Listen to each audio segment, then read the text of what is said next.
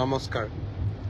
মই এতিয়া গোৱালপাৰাৰ ৰংজুলিৰ পৰা গুৱাহাটীলৈ আহি আছো। অলপ পিছত গুৱাহাটী পাম।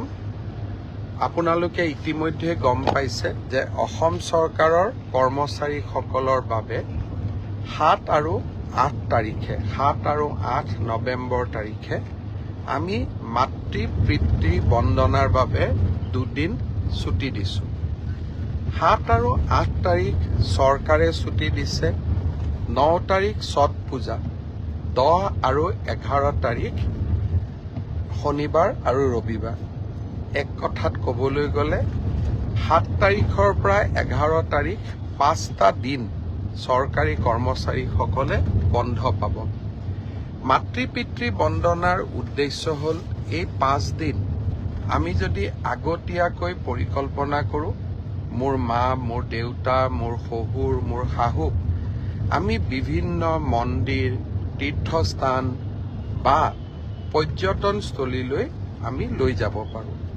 পিতৃ মাতৃয়ে আমাক ডাঙৰ দীঘল কৰে। পিতৃ মাতৃৰ কৃপাতেই আমি জীৱনত সফলতা লাভ কৰোঁ। ব্যস্ত জীৱনৰ মাজত কেতিয়াবা পিতৃ মাতৃক আমি সময় দিব নোৱাৰোঁ। যোৱা 3টা বছৰ এই মাতৃ পিতৃ বন্দনাৰ কাৰ্যসূচী ৰাজ্য চৰকাৰে হাতত লৈছিল আৰু বহুতো লোকে গাঁৱৰ ঘৰলৈ উভতি গৈও বহুতো চৰকাৰী কৰ্মচাৰীয়ে দেউতাক মাকৰ লগত এই 5টা দিন সময় কটোৱাৰ ফটো আমালৈ পঠিয়াইছিল। বহুতে মোক প্ৰশ্ন কৰে যে ব্যক্তিগত কোম্পানীত কাম কৰা সকলেই সুবিধা কিয় নাপায়। মই আশা কৰোঁ যে চৰকাৰে যেনেকৈ আমাৰ কৰ্মচাৰীসকলক এই সুবিধা দিছে, একে সময়তে ব্যক্তিগত কোম্পানীৰ স্বত্বাধিকাৰসকলেও এনেকুৱা যদি সুবিধা তেওঁলোকৰ কৰ্মচাৰীসকলকো দিয়ে আৰু বিনা বেতন নকটাকৈ যদি এই সুবিধা দিয়ে, আমাৰ সমাজখনত মাতৃ পিতৃ বন্দনা এক সুন্দৰ নিয়মলৈ পৰিণত হ'ব।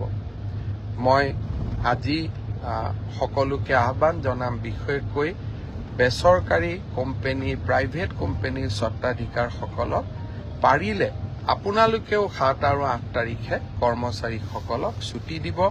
মই দাবী কৰিব নোৱাৰোঁ, কিন্তু আপোনালোকক মই বিনম্ৰতাৰে সৈতে অনুৰোধ জনাম।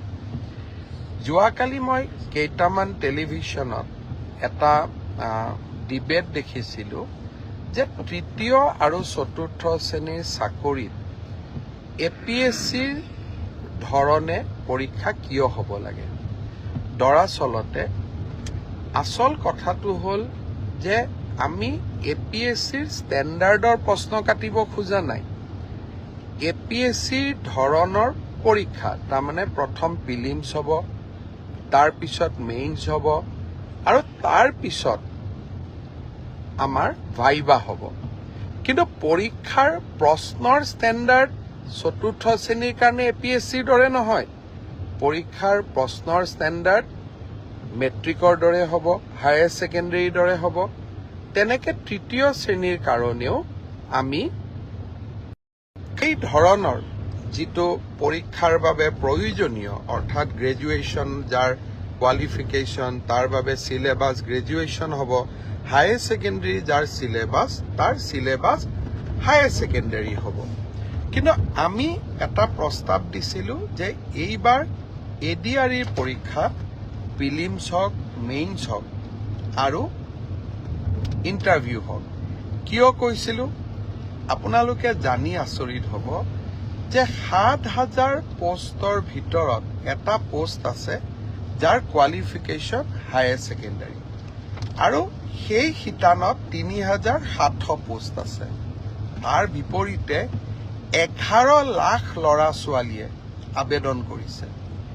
11 লাখ ল'ৰা ছোৱালীক যেতিয়া আমি পৰীক্ষা পাতিব যাম, এটা পৰীক্ষা কেন্দ্ৰত যদি 500তকৈও আমি ল'ৰা ছোৱালী বহাৰ সুবিধা দিওঁ, আমাক 2100 পৰীক্ষা কেন্দ্ৰ লাগিব। আৰু 2100 পৰীক্ষা কেন্দ্ৰত সমানে এটা পৰীক্ষাৰ কোৱালিটি মেইনটেইন কৰাটো অসম্ভৱ, প্ৰত্যাহ্বানমূলক হৈ পৰে। যেতিয়া আমি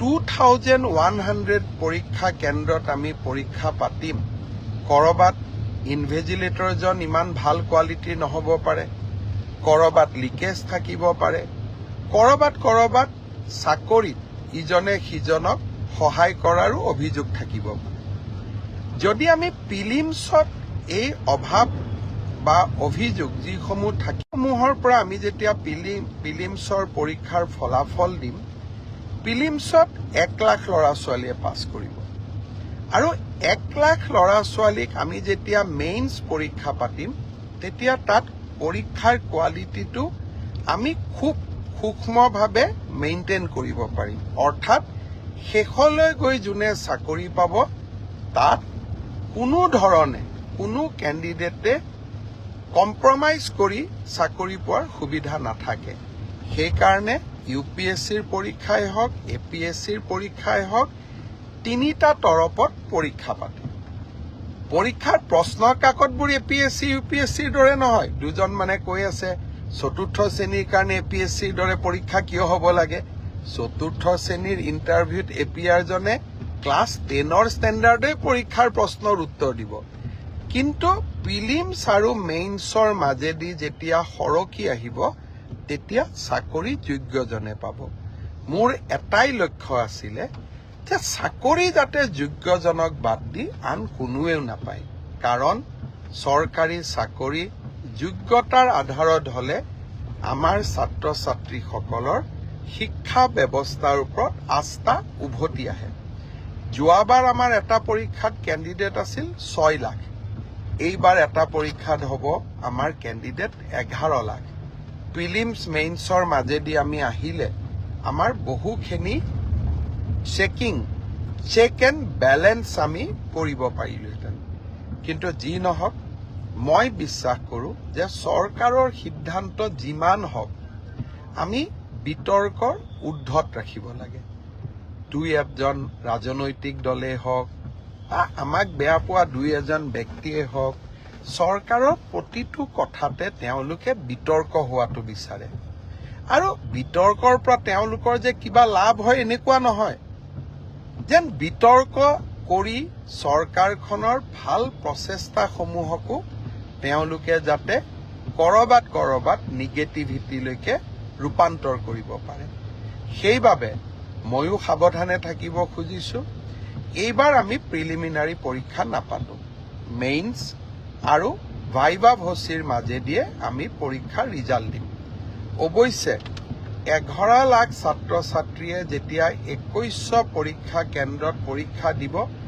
ই এটা ভীষণ প্ৰত্যাহ্বানমূলক হ'ব কেনেকৈ পৰীক্ষা পাতিব পাৰিম 2100 স্কুল কলেজ ই এটা ডাঙৰ প্ৰত্যাহ্বান হ'ব চৰকাৰী বিষয়াসকলে এই বিষয়ে আলাপ আলোচনা আৰম্ভ কৰিছে ৰাইজৰো সহযোগিতা লাগিব কি ধৰণে পৰীক্ষাটো বিতৰ্কৰ ওপৰত ৰাখিবৰ কাৰণে ৰাইজৰো আমি সহায় ল'ব পাৰোঁ তাৰ বিষয়ে আমি চিন্তা চৰ্চা কৰিছোঁ সময়ত আমি আপোনালোকক ক'ম 3 অক্টোবৰৰ পৰা পুলিচৰ ইণ্টাৰভিউ আৰম্ভ হ'ব তাত এনেকুৱা কোনো অসুবিধা নাই যোৱাবাৰ যেনেকৈ নিযুক্তি হৈছিল এইবাৰো হ'ব আৰু শিক্ষকৰ নিযুক্তিৰ ক্ষেত্ৰতো আমি ইতিমধ্যে ব্যৱস্থা আৰম্ভ কৰিছোঁ আৰু ইয়াতো বহুত বেছি বিতৰ্কৰ অৱকাশ নাই আৰু এইবিলাকত নিশ্চিত কোৱালিফিকেশ্যন লাগে কাৰণে কেণ্ডিডেটৰ সংখ্যাও কম কিন্তু তৃতীয় আৰু চতুৰ্থ শ্ৰেণীত এইবাৰ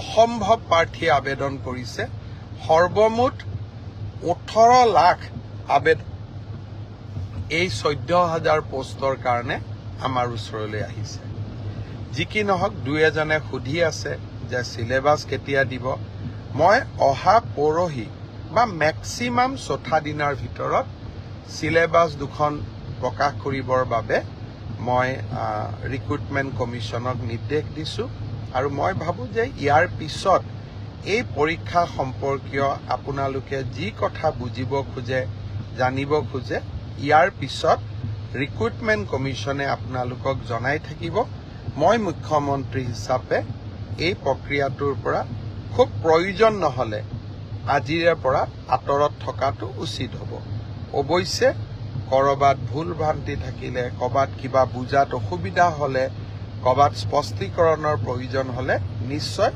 মই আপোনালোকক এই ধৰণে ফেচবুক লাইভে হওক বা সাংবাদিক মেলত আহি আপোনালোকক মই বুজাবৰ বাবে বা আপোনালোকক চৰকাৰৰ স্থিতি স্পষ্ট কৰিবৰ বাবে মই চেষ্টা কৰিম। বানপানী গোটেই কেইখন নদীতে পানী কমিছে। এক প্ৰকাৰ আজি পাছিঘাটক বাদ দি ব্ৰহ্মপুত্ৰ বিপদসীমাৰ তলেদিয়ে বৈ আছে। উপনদীসমূহৰো পানী কমিছে। এতিয়া ইয়াৰ পিছত আমি বান সাহায্য বা পুনৰ সংস্থাপনৰ কামত আমি নিজক আত্মনিয়োগ কৰিম। চাওঁতে চাওঁতে গুৱাহাটী পালোহি, ISBT পালোহি, হাইৱেৰ ওচৰ পালোহি। আজিলৈ আপোনালোকক ইমানেই জনাইছোঁ। ৰহাৰ কাষত জোঙাল বলহু গড়ত আমি এটা সুন্দৰ পৰ্যটনৰ এটা প্ৰকল্প স্থাপন কৰি আছোঁ। অহাকালি যদি সময় পাওঁ এবাৰ ৰহালৈ যোৱাৰ বাবেও চেষ্টা কৰিম, প্ৰকল্পটো চোৱাৰ কাৰণে। জোঙাল বলহু আছিলে তিৱা জাতিৰ এগৰাকী, ক'বলৈ গ'লে জাতীয় বীৰ, জাতীয় অনুপ্ৰেৰণা। আৰু তিৱা জাতিৰ লগতে কৃতজ্ঞ অসমীয়ায়ো সদায় জোঙাল বলহুৰ বীৰত্ব আৰু শৌৰ্যক গৰ্বৰে সোঁৱৰণ কৰে। পুনৰ এবাৰ আপোনালোকক ধন্যবাদ জনালোঁ ফেচবুক লাইভৰ সৈতে জড়িত হোৱা বাবে। অলপ পিছতে ময়ো আহি ঘৰ পাম। ৰাতিপুৱাই ওলাই গৈছিলোঁ। পুনৰ এবাৰ আপোনালোকক ধন্যবাদ জনালোঁ। শুভৰাত্ৰি।